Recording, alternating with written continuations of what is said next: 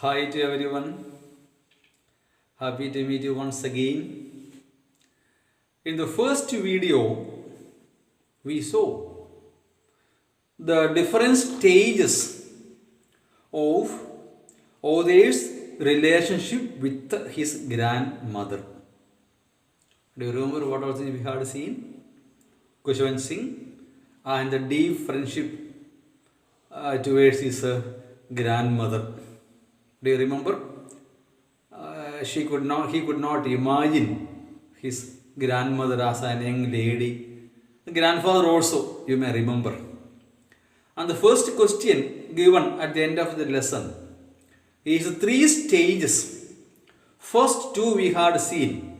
First one when they were alone together, parents were not there, okay, and she helped him in every way. Second stage, they were taken to the city with the parents, but still he shared the same room with the grandmother. And we are coming to the next stage. When I went to the university, yes, the third stage. So, the first question is the three stages of the author with his grandmother. I expect everyone to have a notebook and you must write these answers in the notebook, understanding the lesson, etc. All the questions given at the end of the lesson should be answered in a notebook. I expect everyone to have a notebook and write them in the notebook for a better understanding of the lesson. Okay, is it clear to you? Yes, get a notebook. If possible, a ruled one, a long book. If possible. If not, you write in unruled, no problem. But if possible, get a ruled book, long one, big one. Okay, so that we can write the answers, grammar, etc. in that notebook. I expect everyone to have it. Let us continue with the lesson. Next paragraph, page number 5, second paragraph. When I went to university, I was given a room of my own. Yes, when I became university student, no more a child, no more a school student, university student. I was given a room of my own. The common link of friendship was snapped. The third stage, the common link between myself and my grandmother was snapped or broken because I was given a separate room of my own. Till now, I shared the room with my grandmother. I used to tell her those things that I was taught in the school, especially music. And do you remember? Yes, she did not like it. And she was shocked to find that no scriptures were taught, no teaching of God or such kind of things not there. She was shocked in a way. Now, at that time also, we were sharing the room, we used to talk a lot. Now, as I became a university student, I was stay separate in a room. So, the link of friendship is broken now. Yes, my grandmother accepted her seclusion, means loneliness, with resignation. So she resigned to herself, surrendering. Okay, now? So she became lonely. I was not to keep my friendship with her because I was given a room of my own. She accepted it. Accepting the reality and receiving it with courage. Yes, she accepted it. She rarely left her spinning wheel, like Mahatma Gandhi, spinning wheel, charka, okay, or to talk to anyone. So she spent most of her time in spinning threads on the spinning wheel. From sunrise to sunset, she sat by her wheel, spinning and reciting prayers. Hey, spinning a wheel, she used to spend her time. And during the work also, she was reciting her prayers. The rosary was with her. in her hand, say rolling that beads and saying the prayers. Okay, now automatically the number will be counted, going on praying, praying and praying and praying and praying. Can you imagine a grandmother doing in such a way? Yes, only in the afternoon she relaxed for a while. In the afternoon, for some time, she relaxed herself for a while to feed the sparrows. Say, when she took the boy or other to school in the nursery class, etc., she used to feed the street dogs. Then, in the city there was no street dogs, and he went to school by bus. And at that time she spent her time feeding the sparrows, a kind of small birds. Yes, now it is still continuing. See, for a while to feed the sparrows. So she found her happiness in feeding the sparrows. While she sat in the veranda breaking the bread into little bits, small pieces, breaking the bread, hundreds of little birds collected around her. Hundreds of birds would come moving around. You see? Creating a veritable bedlam of chirpings. Chirping is a sound that they make. Together they make some kind of noise and sound, chaos and sound. There's another phrase, a bedlam of chirpings. See, noise and chaos caused by chirping of birds. So they made all the sound in a way small hell. Okay, na? They would jump here and there, they would shout, they would make all kind of noise, so much noise. That atmosphere is called what? Bedlam of chirping. Chirping of birds. They will make all kinds of noise. Yes. So while grandmother feeding them, they would be so happy to receive the food given by the grandmother, and they make all kinds of noise of happiness in a way, showing thanks to grandmother also. So they were so happy to receive it. They enjoyed themselves.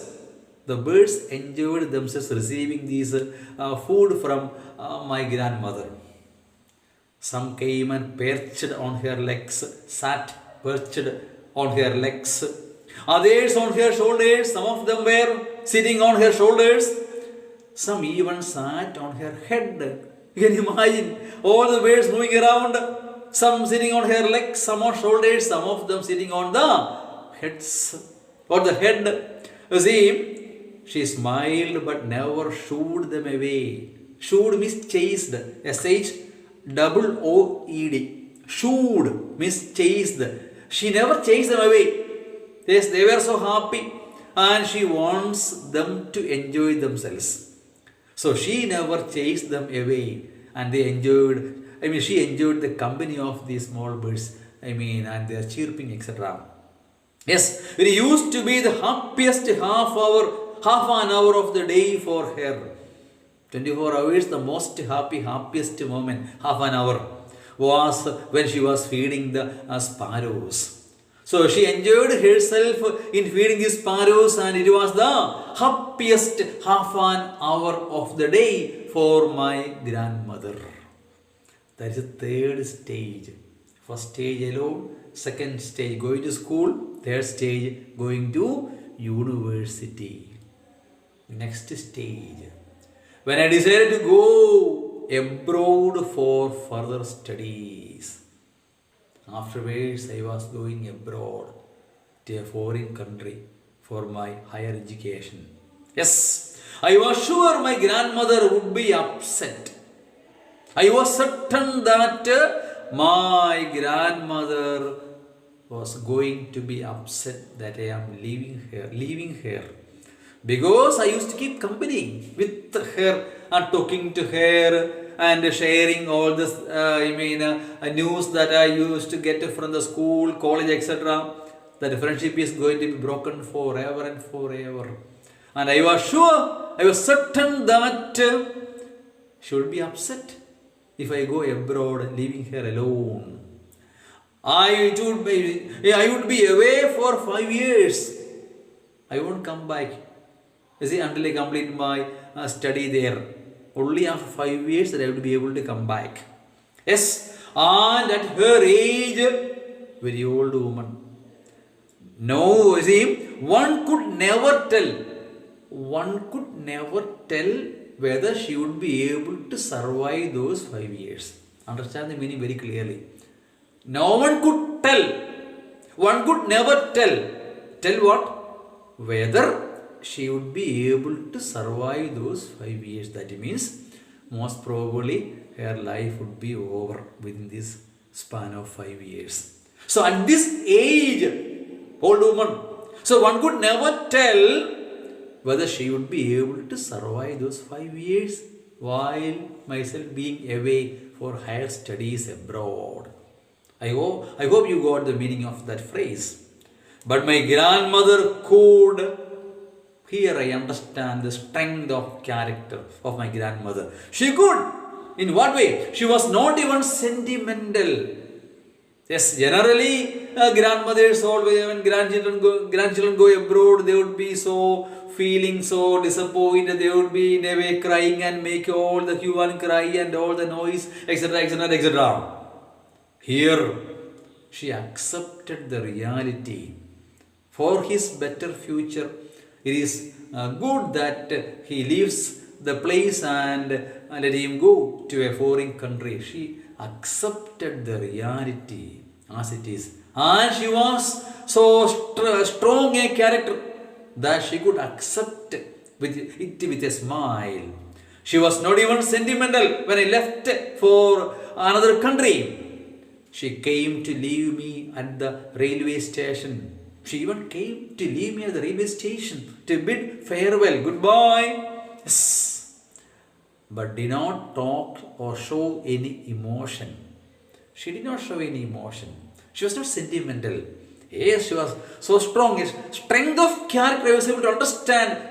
In the way she managed things while I was living abroad for her studies.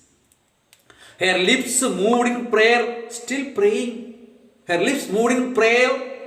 Her mind was lost in prayer, still praying. Her mind was lost in prayer.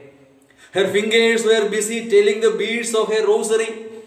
Fingers were turning that beads one by one. Okay. Silently she kissed my forehead. As I was leaving abroad, silently she kissed my forehead. And when I left, I cherished the moist imprint. I cherished. See, something that you love so much, that you keep in your heart. See, that you can never forget. Cherish. That you take to your heart, that you love so much. I cherished the moist, imprint as perhaps the last sign of physical contact between us. It was the last sign of physical contact between my grandmother and me, because I was living abroad for higher studies and I could come back only after 5 years. 5 long years I could come back only after that. So, I cherished, see, when she kissed me on my forehead, I cherished the moist imprint. It was imprinted on my forehead as perhaps the last sign of physical, contact between us. But that was not so. After 5 years, I came back home. No problem. I came back home happily after 5 years and was met by her at the station. Yes, surprisingly enough, she was there at the station. No change. Same as ever. Same as before. And she was there at the railway station to receive me after 5 years. She did not look a day older. She was same as before. She did not become aged or old even by 1 day. No change at all.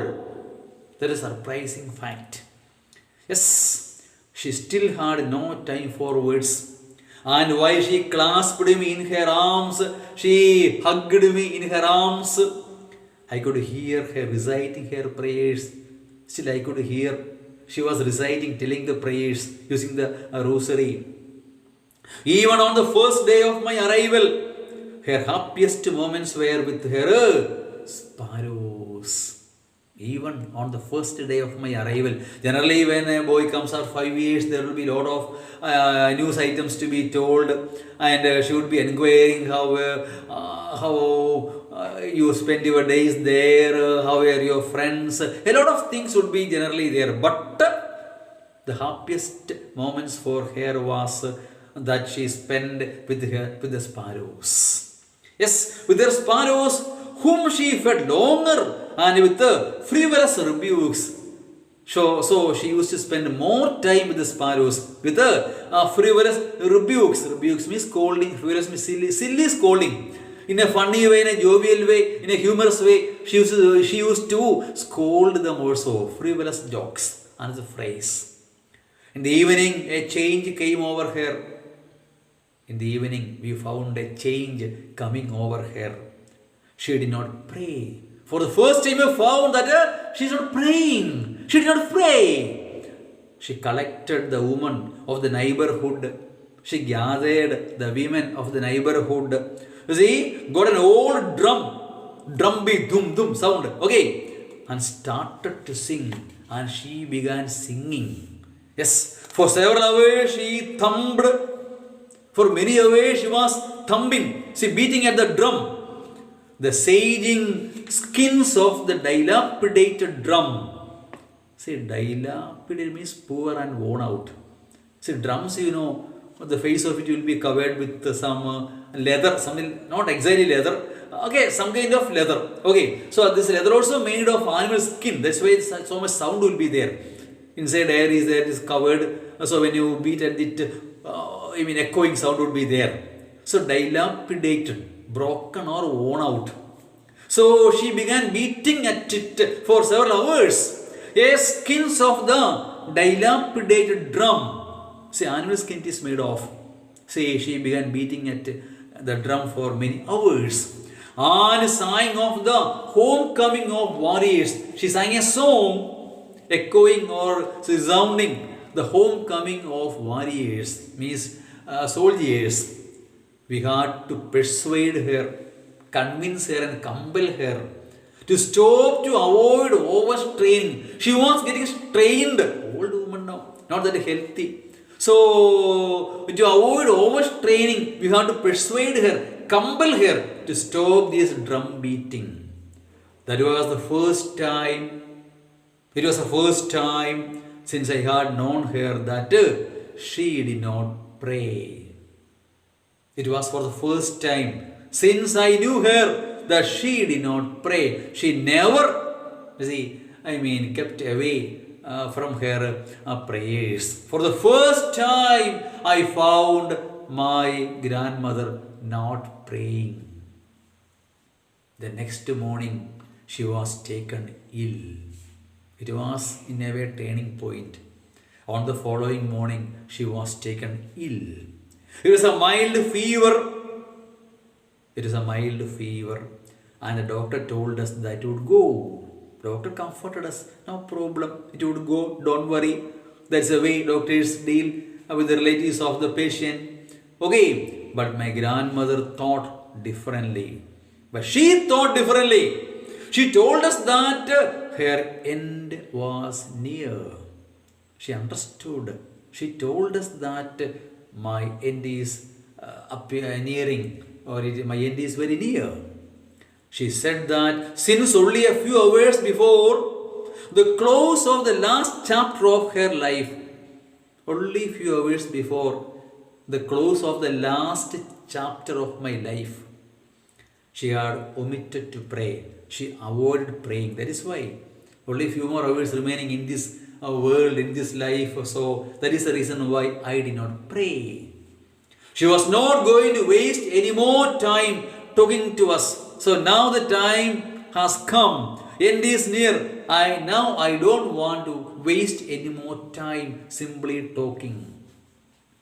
We protested. Yes, we expressed our protest. But she ignored our protest. She did not mind that. She lay peacefully in bed. Calm and quiet, praying and telling her beads. Yes, silently praying and rolling those beads to the rosary. Even before we could suspect, her lips stopped moving and the rosary fell from her lifeless fingers. And the rosary fell from her lifeless fingers. A peaceful pallor, see, that is a pale color, spread on her face. Her face became so white, and we knew that she was dead. So happy a death, so peaceful a death is. So she joined the power, the Almighty, from where she came from. So peaceful, calm and quiet, she bid farewell to this life. Yes, I realized that my grandmother is no more. We lifted her off the bed. We lifted her body off the bed. And as is customary, it's a custom, usually done, custom. Laid her on the ground. We laid her body on the ground and covered her with a red shroud. Shroud is the cloth by which a dead body is covered. You might have seen at least in cinemas, in the hospitals, when a patient is dead, somebody would cover her or his face also. That is shroud, the cloth by which dead body is covered. Yes, after a few hours of mourning is showing a deep sorrow. See, spelling M-O-U-R, not M-O-R-N. Mourning, not mourning. Showing sorry or deep regret. We left her alone to make arrangements for her funeral ceremony, last ceremony. So we left her body there and went for arranging the funeral ceremony. In the evening, we went to her room with a crude structure to take her to be cremated. Cremation. Okay, now? Yes, that last ceremony. So we brought a structure to take her body to be taken to the place of cremation.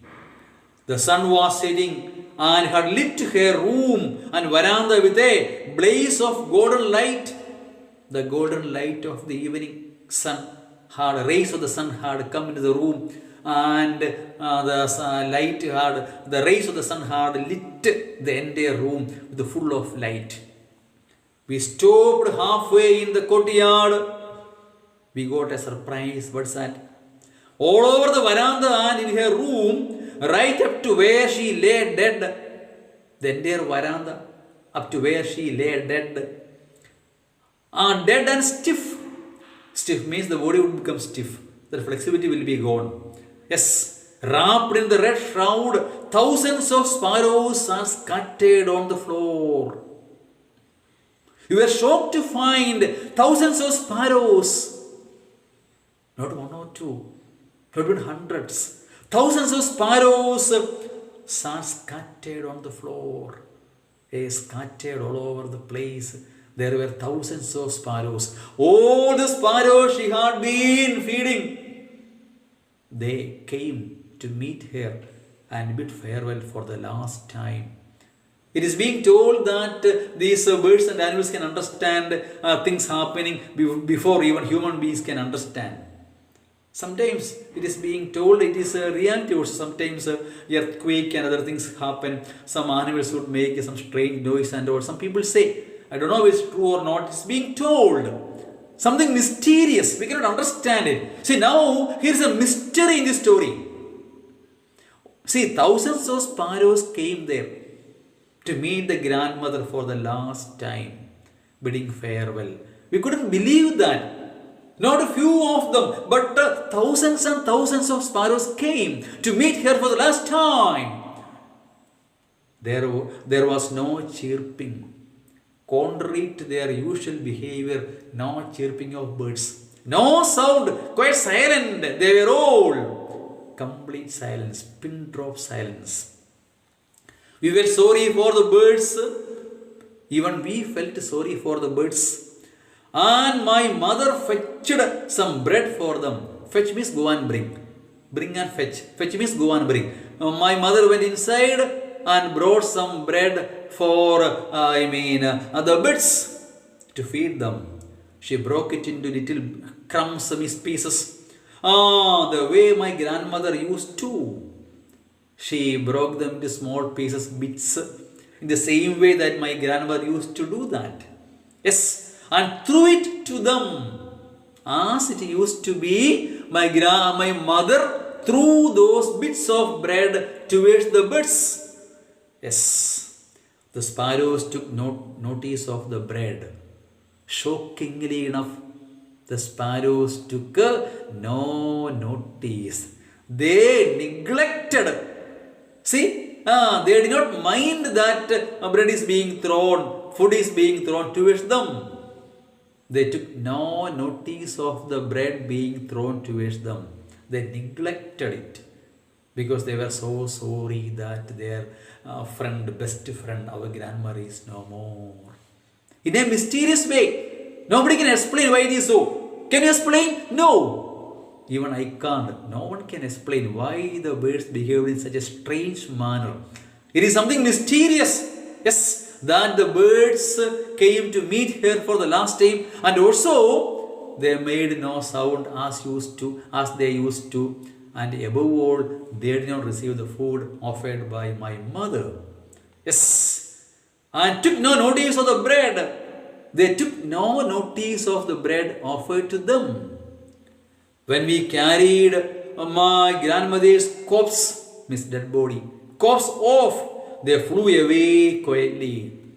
When my grandmother's dead body was carried off, they bid farewell, as if bidding farewell to the grandmother, and they flew off. They went away with no noise being made. Next morning, the sweeper swept the bread crumbs into the dustbin. They did not receive even a single piece, not even a single, bird had taken even a single piece of the bread offered to them. It is mysterious why it happened. We do not know. You have to think and understand and find an answer yourself. So on the following morning, a servant came and cleaned the room, and he found that not even a single piece was eaten by those birds who came to bid farewell to our grandmother. Lastly, once again, next morning, the sweeper swept the bread crumbs into the dustbin.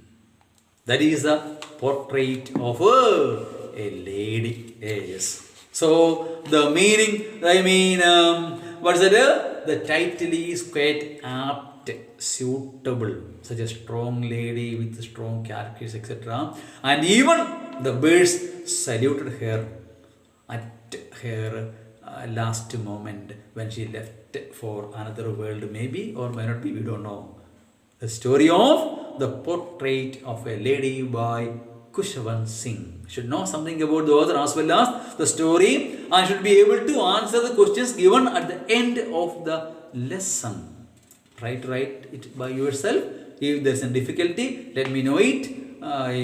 Tell me in some way, and I will help you in whatever way it is required. I request you to read the lesson once again, watch the video several times, and let me know if there are any doubts. Thank you.